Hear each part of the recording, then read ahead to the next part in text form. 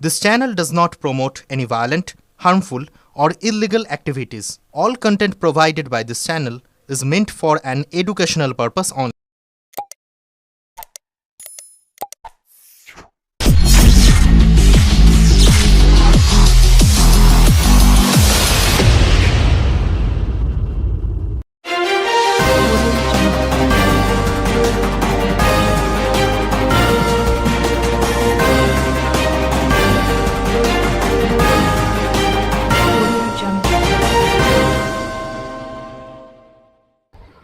যারা রাজনীতিতে এসে মানুষে মানুষে ভেদাভেদ করে তারা কখনো নেতা হতে পারে না। শুভেন্দুকে দিল্লির অনেক বিজেপি নেতাই পছন্দ করে না।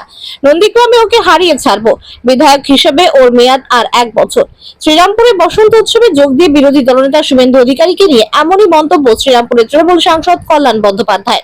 শুভেন্দু চ্যাংদুলা মন্তব্য প্রসঙ্গে বলতে গিয়ে সংবাদ মাধ্যমকে কল্যাণ এদিন বলেন, হাইকোর্টের আশীর্বাদ আছে বলে শুভেন্দু অধিকারী ঘুরে বেড়াচ্ছে আর বড় বড় কথা বলছে, না হলে ওর জেলখানাতে থাকার কথা ছিল। ভারতবর্ষে বাংলায় এইভাবে বলে কখনো নেতা হওয়া যায় না। যে মানুষ প্রত্যেক ধর্মের মানুষকে সম্মান করতে পারে, প্রত্যেক জাতির মানুষকে সম্মান করতে পারে, সেই নেতা হয়। রাজনীতিতে এসে যারা ভেদাভেদ করে তারা রাজনীতিতে থাকার যোগ্য নয়। ভারতবর্ষের সংবিধানকে জানতে হবে আগে। সংবিধান পুরোটা না জানলেও তার স্পিরিটটা কে জানতে হবে। যে জানে না তাকে অবজ্ঞা করে সে আবার রাজনৈতিক নেতা কি? আমি বলে দিচ্ছি, নন্দীগ্রামে ওকে হারিয়ে ছাড়বো। বিধায়ক হিসেবে মেয়াদ আর 1 বছর, তারপর রাস্তায় ঘুরে বেড়াবে। প্রচারের আলো কিনা জানি না, সব সময় নেগেটিভ কথা বলতে ভালোবাসে। একটা ধর্মের মানুষকে আরেকটা ধর্মের বিরুদ্ধে খেপিয়ে দেয়। বিজেপির মধ্যে অনেক রকম লড়াই আছে, কে সভাপতি হবে, কে লড়াই চলছে সেটি। ওআরএসএস এর কাছে একটু বড় নেতা হয়ে দেখাতে চাইছে। দিল্লিতে অনেক বিজেপির বড় বড় নেতা শুভেন্দুকে। ব্যুরো রিপোর্ট, আমার কলকাতা নিউজ।